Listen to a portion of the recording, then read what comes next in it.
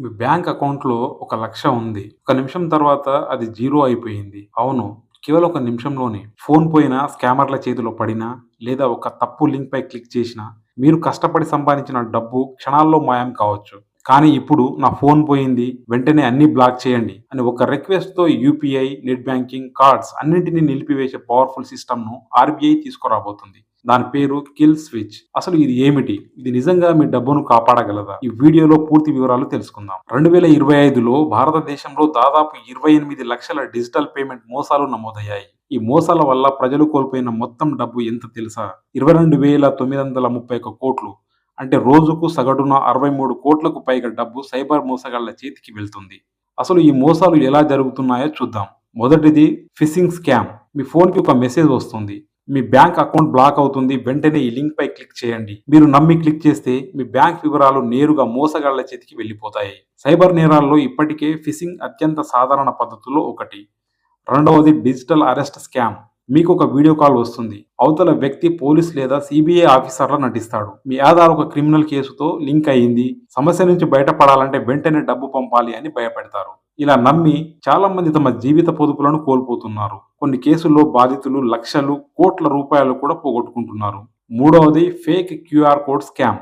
మీకు ఒక QR code పంపిస్తారు. దీన్ని స్కాన్ చేస్తే డబ్బు వస్తుంది అంటారు. కానీ నిజానికి మీరు స్కాన్ చేసిన వెంటనే డబ్బు మీ అకౌంట్ నుంచే కట్ అవుతుంది. గుర్తుంచుకోండి, క్యూఆర్ కోడ్ స్కాన్ చేసి డబ్బు రిసీవ్ చేయలేరు. డబ్బు సెండ్ చేయడానికి మాత్రమే ఉపయోగిస్తారు. నాలుగవది సిమ్ స్వాప్ స్కామ్. మోసగాళ్లు మీ మొబైల్ నెంబర్ను తమ సిమ్ కి మార్చేస్తారు. ఆ తర్వాత వచ్చే ఓటీపీలు వాళ్ళకే వెళ్తాయి. అంతే, మీ బ్యాంక్ అకౌంట్ పై వాళ్లకు నియంత్రణ వచ్చేస్తుంది. ఇంకా భయంకరమైన విషయం ఏమిటంటే ఆర్బీఐ గణాంకాల ప్రకారం సైబర్ మోసాల్లో పోయిన డబ్బుల్లో కేవలం 6.7% మాత్రమే తిరిగి బాధితులకు చేరుతుంది. అంటే 100 రూపాయలు పోతే సగటున తిరిగి వచ్చేది కేవలం 7 రూపాయలు మాత్రమే. మిగిలిన 93 దాదాపు పోయినట్టే.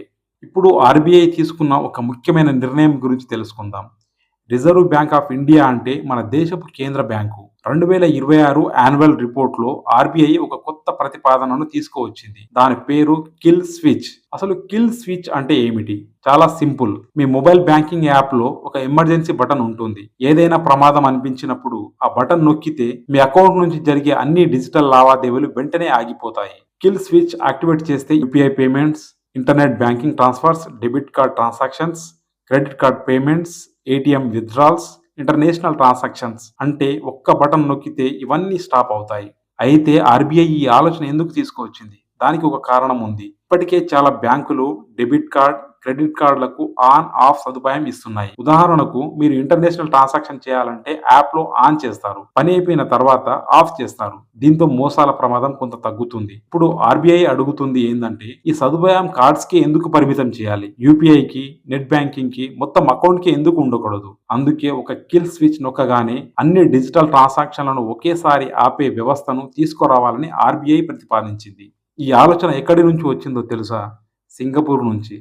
సింగపూర్లో ఇప్పటికే మనీ లాక్ అనే ఒక ప్రత్యేక సదుపాయం ఉంది. దీని ద్వారా ప్రజలు తమ బ్యాంక్ అకౌంట్లో ఉన్న డబ్బులో కొంత మొత్తాన్ని లాక్ చేసుకోవచ్చు. ఒక్కసారి లాక్ చేసిన తర్వాత ఆ డబ్బును ఆన్లైన్ ట్రాన్సాక్షన్ ద్వారా గానీ, ఏటీఎం విత్డ్రాల్స్ ద్వారా గానీ ఉపయోగించలేరు. ఆ డబ్బును తిరిగి ఉపయోగించాలంటే బ్యాంక్ బ్రాంచ్ కి వెళ్లి మీ గుర్తింపును నిర్ధారించిన తర్వాతే అన్లాక్ చేయాలి. ఈ వ్యవస్థ వచ్చిన తర్వాత సింగపూర్ లో డిజిటల్ ఫ్రాడ్ కేసులు గణనీయంగా తగ్గాయి. అందుకే ఆర్బీఐ కూడా ఈ మోడల్ను భారతదేశానికి అనుగుణంగా తీసుకురావాలని ఆలోచిస్తుంది. ఇప్పుడు కిల్ స్విచ్ ఎలా పనిచేస్తుంది అనేది చూద్దాం. స్టెప్ 1, ప్రమాదాన్ని గుర్తిస్తారు. మీ ఫోన్ పోయిందని అనిపించింది లేదా ఎవరైనా మోసం చేస్తున్నారని అనుమానం వచ్చింది. అప్పుడు వెంటనే చర్య తీసుకోవాలి. స్టెప్ 2, యాప్ ఓపెన్ చేస్తారు. మీ బ్యాంక్ మొబైల్ యాప్ లేదా యూపీఐ యాప్ ఓపెన్ చేస్తారు. అందులో కిల్ స్విచ్ లేదా ఎమర్జెన్సీ లాక్ అనే ఆప్షన్ కనిపిస్తుంది. స్టెప్ 3లో కన్ఫర్మ్ చేస్తారు. ఆ బటన్ పై ట్యాప్ చేసి ఫింగర్ ప్రింట్, ఫేస్ ఐడి లేదా పిన్ తో కన్ఫర్మ్ చేస్తారు. Step 4, instant freeze. అంతే, మీ బ్యాంక్ నుంచి జరిగే అన్ని అవుట్ గోయింగ్ ట్రాన్సాక్షన్స్ వెంటనే ఆగిపోతాయి. ఎవరైనా ఓటీపీ సంపాదించినా లేదా ట్రాన్సాక్షన్ చేయడానికి ప్రయత్నించినా అది పూర్తి కాదు. Step 5, unlock. ప్రమాదం తొలగిపోయిన తర్వాత మీ బ్యాంక్ బ్రాంచ్ లేదా బ్యాంక్ ఇచ్చే వెరిఫైడ్ ప్రాసెస్ ద్వారా మళ్ళీ అకౌంట్ను అన్లాక్ చేసుకోవచ్చు. ఇక్కడ ఒక ముఖ్యమైన విషయం గుర్తుంచుకోండి. కిల్ స్విచ్ యాక్టివేట్ చేసిన మీ అకౌంట్కి వచ్చే డబ్బు ఆగదు. శాలరీ అయినా, ఎవరైనా పంపిన మనీ ట్రాన్స్ఫర్ అయినా సాధారణంగా వస్తూనే ఉంటుంది. బ్లాక్ అయ్యేవి కేవలం UPI payments, bank transfers, ATM withdraws లాంటి అవుట్ గోయింగ్ ట్రాన్సాక్షన్స్ మాత్రమే. ఆర్బీఐ యొక్క మొత్తం digital payment safety plan kill switch మాత్రమే కాదు, ఆర్బీఐ ఇంకా కొన్ని భద్రతా చర్యలను కూడా ప్రతిపాదించింది. వీటన్నింటినీ కలిపి ఆర్బీఐ పేమెంట్స్ రివిజన్ 2028 అని పిలుస్తుంది. అందులో మొదటిది 1 అవర్ డిలే రూల్. మీరు కొత్త బెనిఫిషరీకి 10,000 కంటే ఎక్కువ డబ్బు పంపితే ఆ ట్రాన్సాక్షన్ వెంటనే పూర్తి కాదు, 1 గంట డిలే ఉంటుంది. ఆ సమయంలో మీకు మోసం జరిగిందని తెలిస్తే ట్రాన్సాక్షన్ ను క్యాన్సిల్ చేసే అవకాశం ఉంటుంది. రెండవది ట్రాన్సాక్షన్ లిమిట్స్. మీ అకౌంట్ కు మీరు స్వయంగా డైలీ ట్రాన్సాక్షన్ లిమిట్ పెట్టుకోవచ్చు. ఉదాహరణకు మీరు 5,000 లిమిట్ పెట్టుకుంటే దానికంటే ఎక్కువ మొత్తంలో ట్రాన్సాక్షన్ జరగదు. మూడవది స్విచ్ ఆన్ లేదా of for all modes, UPI, net banking, cards. వీటిని ఒక్కొక్కటిగా ఆన్ లేదా ఆఫ్ చేయవచ్చు. ఉదాహరణకు ట్రావెల్ చేస్తున్నప్పుడు ఇంటర్నేషనల్ ట్రాన్సాక్షన్ ఆన్ చేయండి, పని పూర్తయ్యాక మళ్ళీ ఆఫ్ చేయండి. నాలుగవది కిల్ స్విచ్. ఇది అన్నిటికంటే ముఖ్యమైనది. ఒక బటన్ నొక్కితే పైన చెప్పిన అన్ని పేమెంట్ మోడ్స్ ఒకేసారి ఆఫ్ అవుతాయి. ఐదవది షేర్డ్ రెస్పాన్సిబిలిటీ. ఏదైనా అన్ఆథరైజ్డ్ ట్రాన్సాక్షన్ జరిగితే దానికి బ్యాంక్ కూడా కొంత బాధ్యత వహించాలి. ఎందుకంటే ప్రస్తుతం చాలా సందర్భాల్లో ఇది కస్టమర్ తప్పు అని బ్యాంక్స్ బాధ్యత నుంచి తప్పించుకుంటున్నాయి. జనరల్ గా పబ్లిక్ అడిగే ప్రశ్నలు. క్వశ్చన్ నెంబర్ 1, కిల్ స్విచ్ ఇప్పుడు అందుబాటులో ఉందా?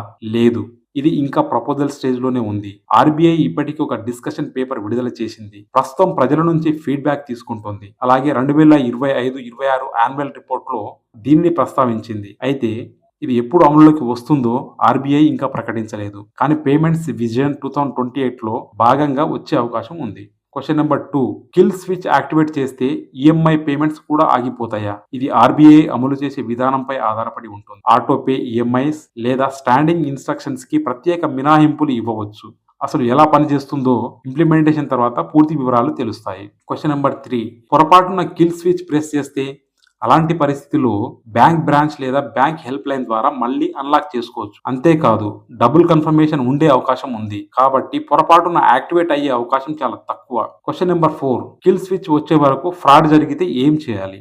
మోసం జరిగిందని అనుమానం వచ్చిన వెంటనే స్టెప్ 1, మీ బ్యాంక్ 24/7 హెల్ప్ లైన్ కి వెంటనే కాల్ చేయండి. Step 2, cyber crime help line 1930 కి ఫోన్ చేయండి. స్టెప్ 3, cybercrime.gov.in లో వెంటనే కంప్లైంట్ నమోదు చేయండి. స్టెప్ 4, ఎంత త్వరగా రిపోర్ట్ చేస్తే అంత మంచిది. ముఖ్యంగా మొదటి గంటలోపు రిపోర్ట్ చేస్తే రికవరీ ఛాన్స్ ఎక్కువగా ఉంటుంది. స్టెప్ 5, బ్యాంక్ కి అకౌంట్ ఫ్రీజ్ రిక్వెస్ట్ ఇవ్వండి. ఇది మరింత నష్టం జరగకుండా ఆపడానికి సహాయపడుతుంది. ప్రస్తుతం ఉన్న సదుపాయాలు ఏమున్నాయో చూద్దాం. కిల్ స్విచ్ రాకముందే మీరు ఇప్పుడే చేయగల కొన్ని ముఖ్యమైన పనులు ఉన్నాయి. Card security.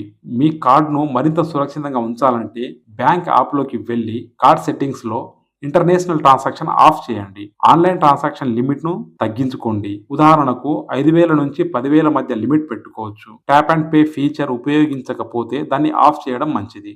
Next UPI security. తెలియని లింక్స్ పై క్లిక్ చేయకండి. పేమెంట్ రిక్వెస్ట్ వచ్చినప్పుడు ఒక విషయం గుర్తుపెట్టుకోండి, యూపీఐ పిన్ ఎంటర్ చేస్తే డబ్బు మీ అకౌంట్ నుంచి వెళ్తుంది. పిన్ ఉపయోగించేది డబ్బు పంపడానికి మాత్రమే, డబ్బు రిసీవ్ చేసుకోవడానికి పిన్ అవసరం లేదు. యూపీఐ యాప్ లో డైలీ ట్రాన్సాక్షన్ లిమిట్ కూడా సెట్ చేసుకోండి. Next phone security. Screen lock తప్పనిసరిగా పెట్టుకోండి. సిమ్ కార్డ్స్ కి ప్రత్యేక పిన్ పెట్టుకోండి. దీంతో సిమ్ స్వాప్ మోసాల నుంచి కొంత రక్షణ ఉంటుంది. ఎవరైనా ఫ్రాడ్ కాల్ చేస్తే జాగ్రత్త. +91 నంబర్ నుంచి కాల్ వచ్చినా, వీడియో కాల్ చేసినా వాళ్ళు నిజమైన సిబిఐ లేదా పోలీస్ అధికారులు అని నమ్మకండి. గుర్తుంచుకోండి, నిజమైన సిబిఐ లేదా పోలీస్ అధికారులు వీడియో కాల్ చేసి డబ్బులు అడగరు. ఈ వీడియో మీకు ఉపయోగకరంగా అనిపిస్తే లైక్ చేసి మీ ఫ్రెండ్స్ అండ్ ఫ్యామిలీతో షేర్ చేయండి. ఇలాంటి మరిన్ని ఇన్ఫర్మేటివ్ వీడియోల కోసం మన ఛానల్ని సబ్స్క్రైబ్ చేసి బెల్ ఐకాన్ పై క్లిక్ చేయగలరు.